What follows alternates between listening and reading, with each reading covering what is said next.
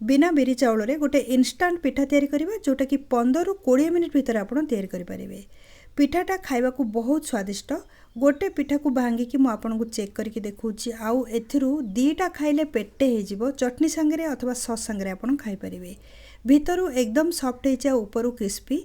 Fry न करिकि आको आमे तैयारी करिबा।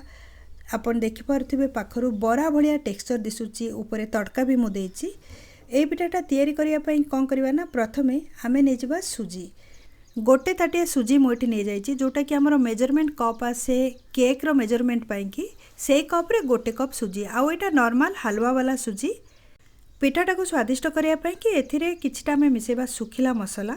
सुखिला मसला माने हमरो बेसिक मसला घरे जोटा नॉर्मली थाए सेथिरु मु वर्तमान नै जाइछि राग लंका गुंड आधा चामच रु कम क्वांटिटी आपण सुजीर जेति क्वांटिटी से हिसाब रे नेबे। ता संगरे धनिया गुंड आधा चामच नै जाइछि। एबे नै जिबा भजा जीरा गुंड जीरा लंका गुंड जो भाजी की डालमार मसला पई कि आपण रखुचंती सेथिरु पकई देबे आधा चामच। तापर कोन करबा ना एथिरे दही पकेइबा।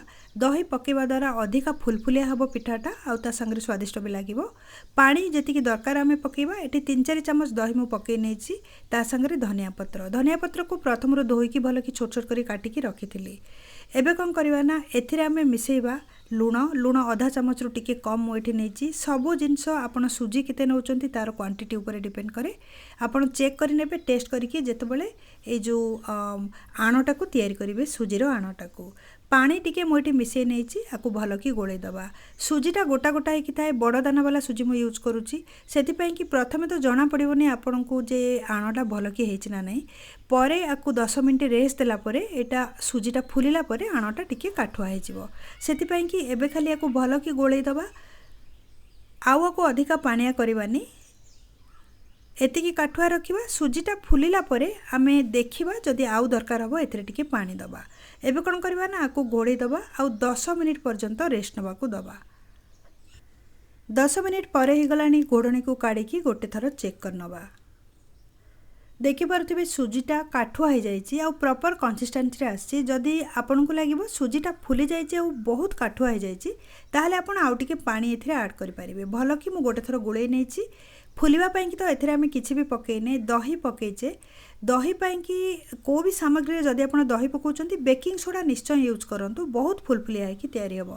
केक हो अथवा पिठा हो सबुति पई कि जदि दही यूज करचंती बेकिंग सोडा गोटे पार्ट यूज करंतु। बेकिंग सोडा माने आमे जो नॉर्मल खाइबा सोडाटा यूज करताउ। मु एठी पकेइची 1/4 टीस्पून बेकिंग सोडा आउ ता संगे बेकिंग पाउडर गोटे चुटकी। गोटे कप सुजी पई कि 1/4 टीस्पून सोडा नहीं जाइए और चुटकी नहीं जाइए बेकिंग पाउडर। से हिसाब से आपड़ जदि 2 कप सुजी नौकरी मेजरमेंट को ठीक करने भल कि गोटे थर गोड़े दबा। जेमती आम गोड़ेबा ना पूरा गाढ़ा हो आणटा फुलफुलिया हो आप देखिपे।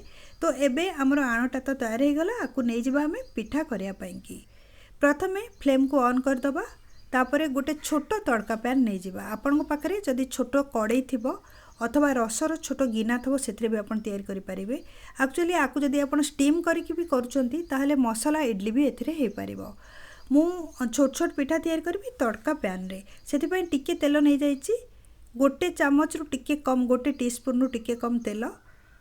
तापर कोन करबा ना एथिरे टिके पकई दबा सोरिष। तड़का टिके दे देले आउरी बहुत बढ़िया फ्लेवर आसीबो पिठार। आपन चाहिले एथिरे भृसंग पत्र कंचा लंका भी पकई परिबे। गोटे छोट डंकी आण दे दबा आउ आण को आस्ते आस्ते प्रेस करी साइज करनबा।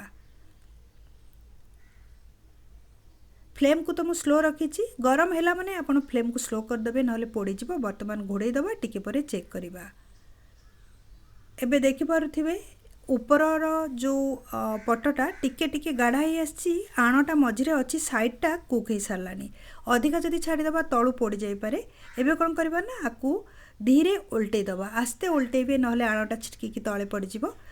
ए जो पिठाटा करिवार पूरा प्रोसेस को आमे स्लो फ्लेम रे ही करिबा।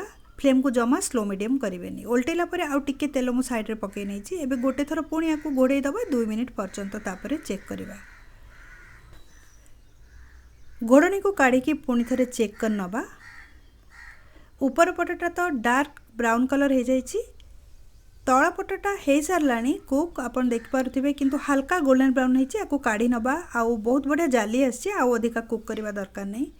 बाकी जो पिठा को आपण करेंगे सेम प्रोसेस रे करेंगे आपको करने कि गोटी गोटी की टिके तो टाइम निश्चय लगी था कि फटाफट हो जाए 3-4 मिनिट रे गोटे गोटे पिठा हो जाए सेम प्रोसेस रे करवा मुठी टिके तेल पकई नहीं तापर टिके सोरिष पकई नवा जेमती फुटिबो प्रथम पिठाटी जेमती करचे गोटे डंकी एथिरे आण दबा आण को ऊपर टिके साइज कर नवा आ बहुत गुड़ाए आण एकाथरे देबेनी चटका करके इडली भलिया आउ गोटे इडली नो दीटा इडली जेमती मिसिरे फुलफुलिया होगी रहे ना सेमती करेंगे घोड़नी काढ़ी सारिकी चेक कर नवा ओल्टे दे पुणी आपको घोड़े दबा